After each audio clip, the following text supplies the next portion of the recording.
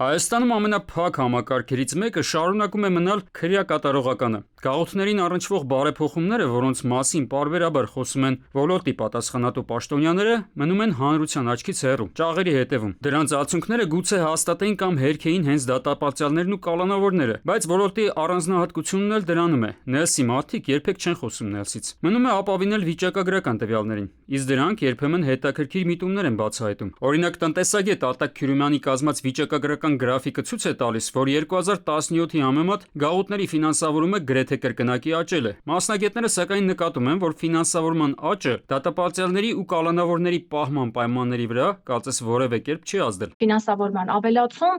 բարելաված շենքային պայմաններ, կրթական վիճակի բարելավում, առողջական վիճակի բարելավում, սինխրոն կապը այս բոլոր հարցերի միջև չկա։ Մեծ հաշվով ֆինանսավորման ավելացումը պետք է նպաստեր որոշ պարզագույն խնդիրների լուծմանը, օրինակ սննդամթերքի որակի բարձրացմանը, բայց ըստ փորձագետների այս ոլորտում էական ոչ մի տեղաշարժել չկա, ավել փողը չի հանգեցրել բարելավման։ Խնդիրն այս ոլորտում ֆիքսել է նաև Մարդու իրավունքների պաշտպանի գրասենյակն իր տարեկան զեկույցում։ Չնայած սննդի որակի բարելավմանն ուղղված քայլերին, դեռևս արձանագրվում են դեպքեր, երբ սննդի պատրաստման եւ մատուցման պայմանները չեն համապատասխանում սահմանված սանիտարական նորմերին, իսկ տրամադրվող հիգիենիկ պարագաները բավարար չեն անձնական հիգիենան լիարժեք ապահովելու համար։ Մյուս կարևոր հարցը առողջապահության ապահովումն է։ Կա կարծիք, որ այն դեռևս գտնվում է խիստ ցածր մակարդակի վրա եւ մարդիկ, որպես կանոն, գաղութներից դուրս են գալիս տարբեր ծանր եւ թեթև հիվանդություններով, որովհետեւ դրանք ժամանակին չեն բուժվել։ Քրեակատարողական հիմնարկներում պահվող անձանց առողջության պահպանման իրավունքի ապահովման ոլորտում շարունակական բնույթ են կրում դեղորայքի ոչ պատշաճ տրամադրման, բժշկական անձնակազմի պակասի եւ պատշաճ բժշկական հետազոտությունների կազմակերպման հետ կապված խնդիրները։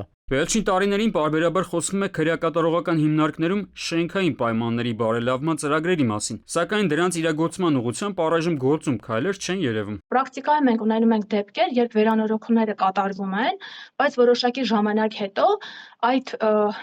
ենթակառուցվածքները ներսից սկսում են քայքայվել, ինչը նշանակում է, որ դարձյալ վերանորոգման անհրաժեշտություն է լինում, դարձյալ գումար է հատկացվում, բայց դա չի կարող հանգեցնել անձի առողջական վիճակի բարելավմանը կամ գոնե թե պահպանմանը։ Խնդրի քննարկման ժամանակ պետք է հաշվի առնել մեկ հանգամանք ևս։ 2018-ին համաներումից հետո գաղութներում շատ ավելի քիչ է դատապարտյալների թիվը, քան 2017-ին է եղել։ Ըստ այդմ, ֆինանսավորման էական ավելացման ազդեցությունը յուրաքանչյուր դատապարտյալի համար պետք է որ ավելի ակներևը լիներ։ Արմեն Աթալյան, ժամը լրատվական։